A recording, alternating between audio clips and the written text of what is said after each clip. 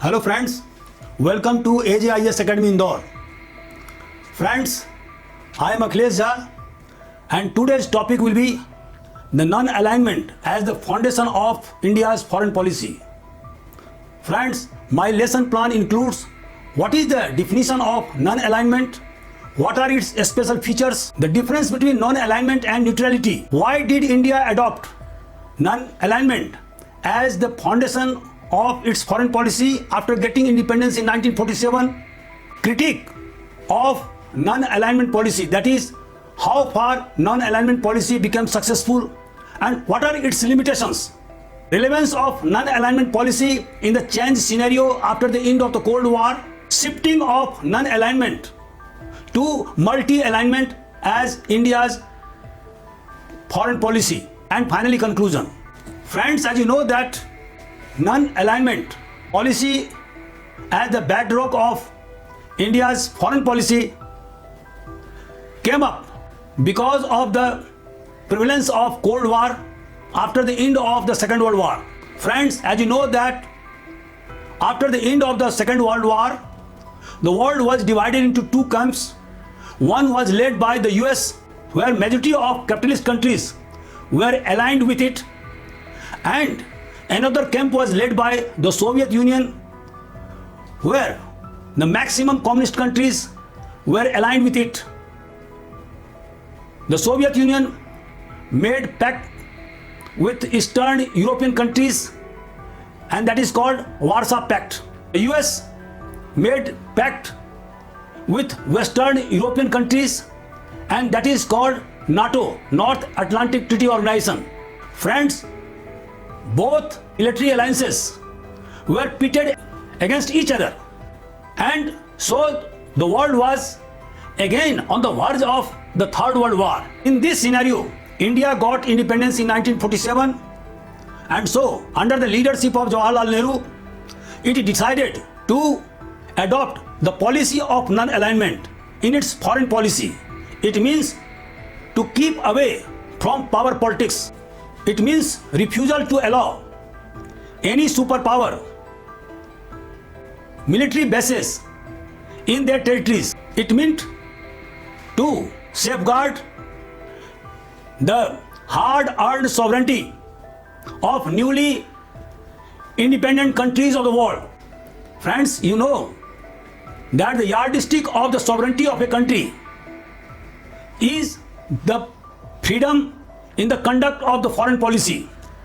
How far a country conducts its foreign policy independently, and it is the barometer of the safeguarding of the sovereignty. On the positive note, to protect national interest, to have strategic autonomic, Hindi में इसको बोलेंगे रणनीतिक स्वायत्ता, to promote world peace, to have economic development. It doesn't mean sitting on the fence. Instead, it stands for clear-cut views or opinion on the burning issues of international politics, on each issues based upon merit, to subserve the interest of a particular country. After getting independence, India pronounced non-alignment as its cornerstone of the foreign policy. Now question arises as to what are the special features of non-alignment. First, non-alignment stands for opposition to neocolonialism, colonialism, imperialism, racial discrimination, or apartheid. It stands against status quo in the international politics. It stands against military alliances. It rejects the concept of the superiority of superpowers. It favors complete destruction of nuclear armaments and favors complete disarmament. It favors a new economic order bereft of injustice or inequity. It stands to support the strengthening of the United Nations because it believes only collective security can give guarantee to the world peace. It stands for strategic autonomy in relation to other countries. Above all, it stands for equality among all countries, free decision making in international affairs, and peaceful coexistence. Friends, now question arises as to what is difference between neutrality and non-alignment. Friends, while neutrality is a negative concept, non-alignment is a positive concept. A neutral state gives undertaking to be neutral in the situation of armed conflict. A neutral country cannot participate in either side, nor territories can be used by belligerent countries. It cannot take position during the armed conflict. For example, Switzerland, Austria, or Sweden are neutral countries for the last 400 years. On the other hand, a non-aligned country can take position during armed conflict and give opinion on any issue on the basis of the merit to subserve its own national interests. Thus, India criticized the combined attack of Israel, Britain, and France upon Egypt during the Suez Crisis in 1956. But when Soviet Union invaded Hungary, its reaction was muted. It did not call for the withdrawal of Soviet army from Hungary. Similarly, in 1979, India criticized the Soviet invasion upon Afghanistan. And earlier, the US invasion upon Vietnam in 1966-67. Thus, non-aligned countries are free to take position in international politics to suit their national interests. Now, question is why India adopted non-alignment as the foundation of its foreign policy when the world was divided into two warring camps. India was a poor country. Its economy had already been ruined because of the foreign domination for 200 years and partition. But it has the potential to become a great power in the future. So India wanted to have a strategic autonomy in international relations. It wanted to have flexibility in taking decision. Secondly, because of its vast size, geopolitical situations, and contribution to civilization, India cannot be supposed to be an appendage to either of the powerful bloc. Again, since Indian economy has already been ruined, India wanted a speedy economic recovery, and this could not be possible without the foreign economic aid and technological assistance. And it was better to get foreign aid from both camps instead of relying on one camp. Moreover, India wanted to have a peaceful climate because only in peacetime India could focus upon poverty alleviation program, economic development, and industrialization of its economy. And so its efforts were to stop the Third World War or any war in its vicinity. Now friends, the question is whether the non-alignment policy was successful for India or not. As far as strategic autonomy is concerned, India's foreign policy has been very much successful. It kept its sovereignty intact. Its foreign policy could not be dictated either by the US or the Soviet Union. It took decision independent of the US or the Soviet Union. A non-alignment policy further served India's economic interest. India had been successful to get economic aid and technological assistance from both the blocs. For example, Bharat Heavy Electrical Limited at Bhopal was made with the assistance of the US technology. Similarly, Bhilai Steel Plant was opened with the support of the Soviet Union. Rourkela Steel Plant was opened with the support of West Germany. Durgapur Steel Plant was opened with the support of Great Britain.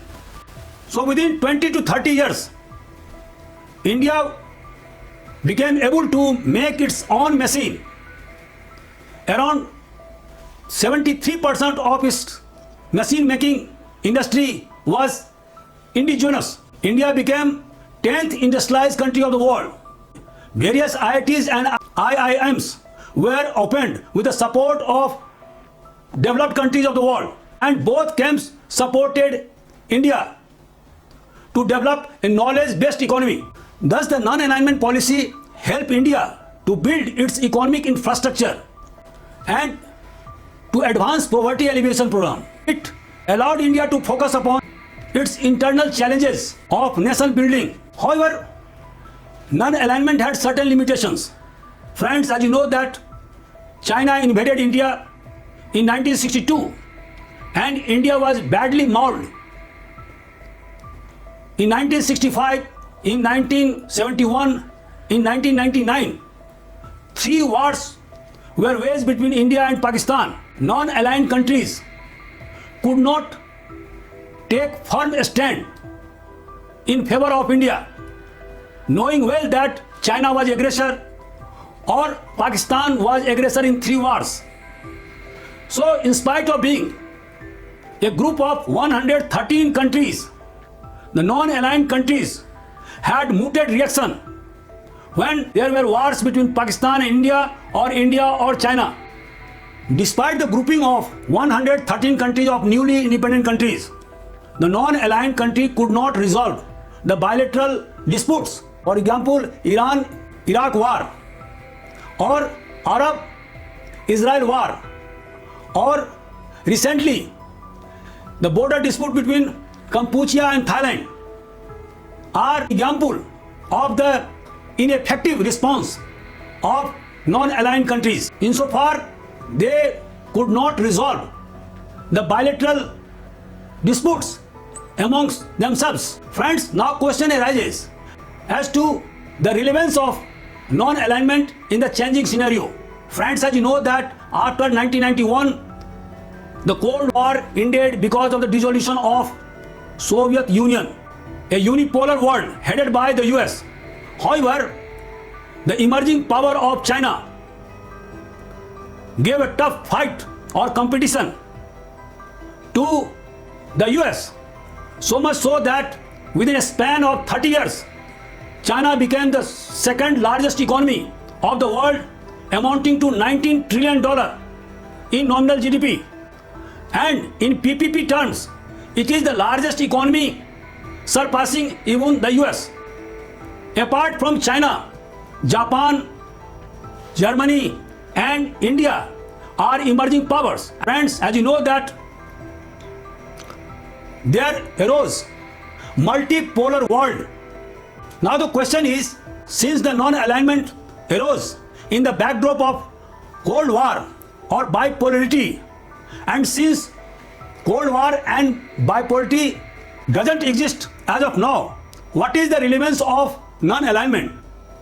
Friends, as you know that there were 3 objectives of non-alignment.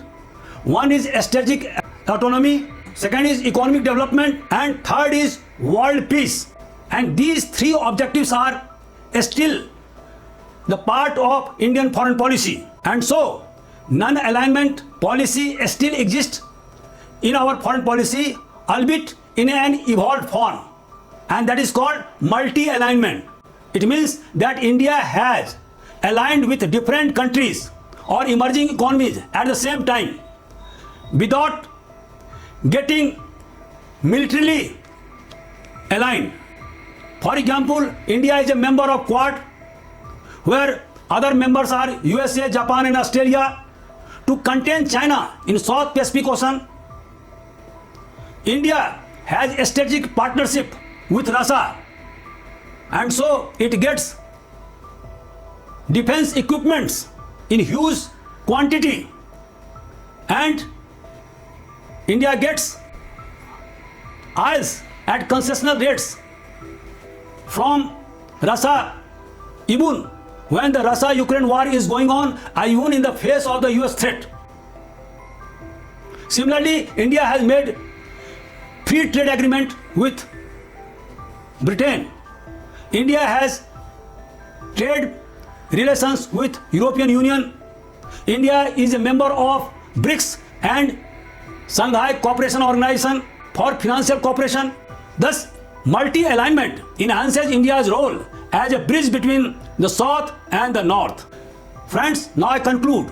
In spite of the end of the Cold War or bipolarity or the dissolution of the Soviet Union, the non-alignment is still the foundation of India's foreign policy, albeit in the evolved form of multi-alignment, and it means alignment with different emerging economies and advanced countries at the same time, getting maximum benefit from other countries of the world. In spite of the ongoing war between Russia and Ukraine, India has been successful to get concessional IS, and after getting refined, it sold to European market, thereby fetching huge profits. Thus, the non-alignment policy outlived the Cold War. It has been the policy of India to mediate between the conflicting countries of the world without belonging to neither of them, and this policy still continues in our foreign policy. And so, the policy of non-alignment still survives. It has outlived the Cold War and evolved as multi-alignment. Friends, if you like this channel, my lecture, please share and subscribe. AGIS Academy Indore on YouTube. You will get numerous videos on different topics. This video would be followed by 20 multiple choice questions. Thank you very much.